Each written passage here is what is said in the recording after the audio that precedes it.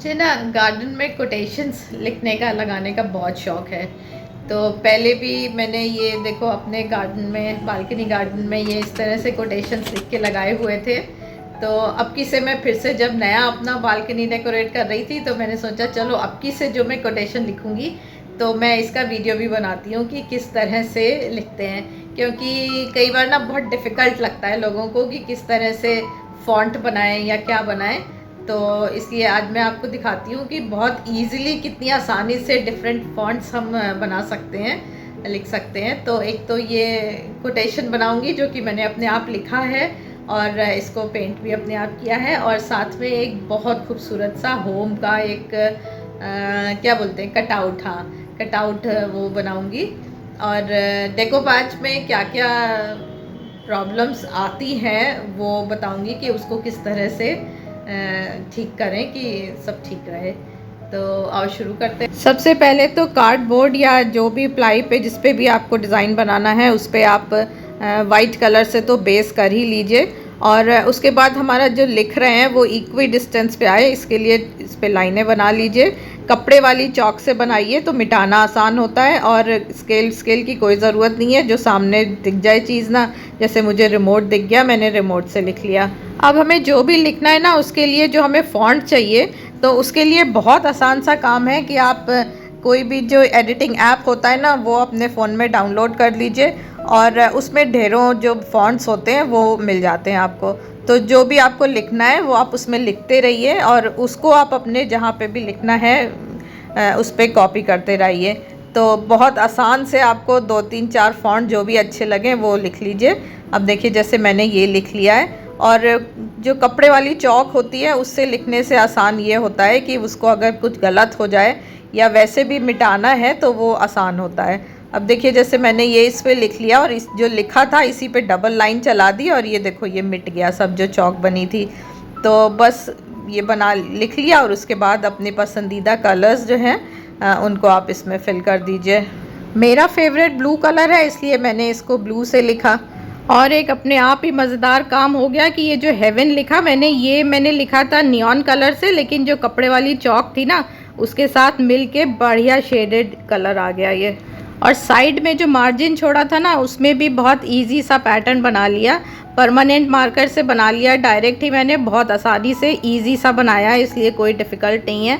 और उसके बाद इसमें अपने मनचाहे कलर को फिल कर दीजिए, और कलर फिल करने के बाद एक बार फिर से परमानेंट मार्कर से कर दीजिए तो आउटलाइन आ जाएगी, तो फाइन लगने लगेगा। अब गार्डन के लिए बना रहे हैं तो इसलिए यहाँ पे भी तो फूल पत्ती होनी ही चाहिए। तो बस इसी तरह से थोड़ा भी आड़ी तिरछी ऐसे जैसे बेल होती है ना उस टाइप से ऐसे मैंने लाइनें बना के और नियॉन कलर से थोड़े थोड़े ऐसे पेटल्स और फ्लावर्स ऐसे बना लिए, तो ये भी बहुत सुंदर हो गया।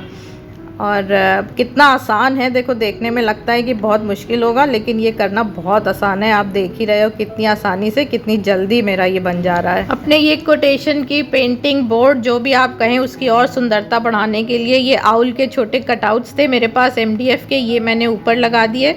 और अभी भी कुछ ऐसा मुझे कम लग रहा था तो ये जो मार्जिन बनाया था तो ये यहाँ पे मैंने पूरी जो ब्लैक लाइन बनाई थी इसके ऐसे गोल्डन कलर के ट्रायंगल्स बना लिए, और ऐसे ही आउल के ऊपर भी हल्का हल्का गोल्डन कलर कर दिया, और गोल्डन ही मैंने इसके जो एजेस हैं उस पर भी कर दिया।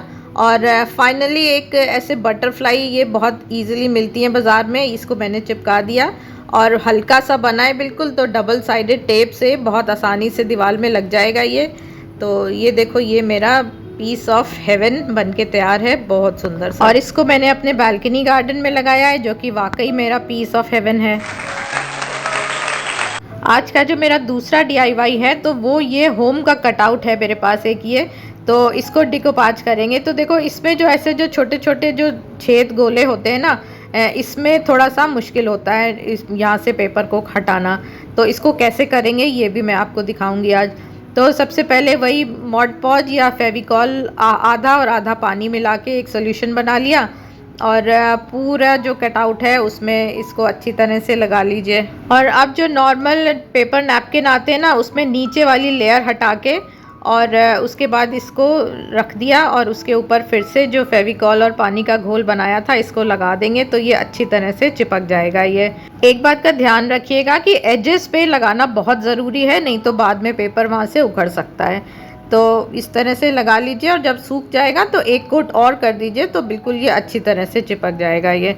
और अब देखो ये हमारा सूख गया है। तो ये जो एक्स्ट्रा पेपर है बाहर का लटका हुआ, इसको हमें हटाना है।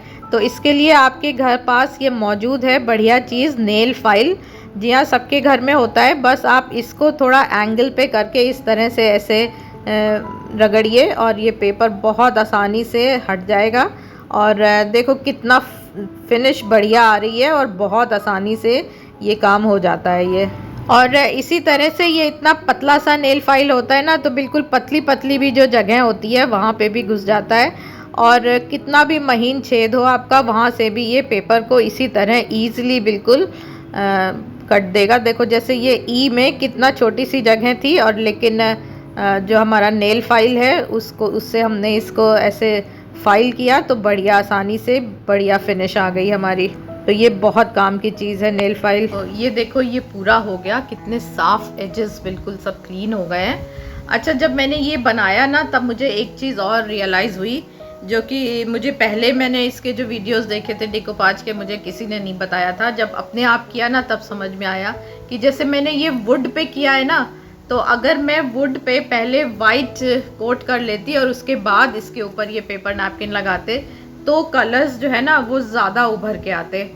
तो अब जब खुद चीज़ें करो ना तभी समझ में आता है। ये जो बड़े वाले यूट्यूबर होते हैं ना, ये सब ये चीज़ें जो डिटेल माइन्यूट वाली होती है ना, ये नहीं बताते हैं। तो चलो मैंने आपको बता दिया खैर कि ये जब आप अब कभी वुड पे डिकोपैच करो तो वाइट कोट या जो भी आपके नैपकिन का बेस कलर है उस कलर को अगर आप पहले कर लोगे बेस, तो फिर ज़्यादा अच्छा लुक आएगा। देखो अब ये थोड़ा सा डिकोपैच तो अच्छा हो गया है, लेकिन कलर जो उभर के आने थे वो नहीं आ रहे हैं। तो इसको कुछ सुंदर तो बनाना ही है। देखो इतनी मेहनत करी है, तो मैं क्या करती हूँ, ये जो इसके जो ये सब ये वाला एरिया है ना इधर का, इसको मैं गोल्डन कलर से पेंट कर लेती हूँ और फिर देखते हैं कि कैसा लगता है। मेरे पास ये निप्पो कंपनी का एक्रिलिक कलर है, ये गोल्डन कलर का, तो इससे कलर कर दिया। और केवल बाहर ही नहीं करेंगे, थोड़ा सा और इसमें हम अपनी कारीगरी दिखाएंगे कि ये इस तरह से देखो ब्रश में कलर लेके, और अब देखो तो आपको समझ में आएगा। तो एक एज भी गोल्डन कलर की हमारे बन जाएगी, तो वो भी बहुत सुंदर सा लुक देने वाला है। तो नॉर्मल डिकोपाज तो हमने किया ही है, लेकिन उसमें अपना एक आर्टिस्टिक टच लाके इसको और सुंदर बना लिया है, जो कि जो वाइट कलर की वजह से, जो मतलब वाइट नहीं किया उसकी वजह से जो एक डलनेस आई थी ना, तो वो लेकिन देखो एक गोल्डन कलर करने से बहुत सुंदर आ गई। और फाइनली एक कोट वार्निश का कर दिया, तब तो बिल्कुल ही बढ़िया चमकदार निखर गया। ये बहुत ही खूबसूरत बन गया ये मेरा सुंदर से घर का एक होम का कटआउट। चैनल को सब्सक्राइब कर लीजिए और मिलेंगे नेक्स्ट वीडियो में। Bye bye, take care.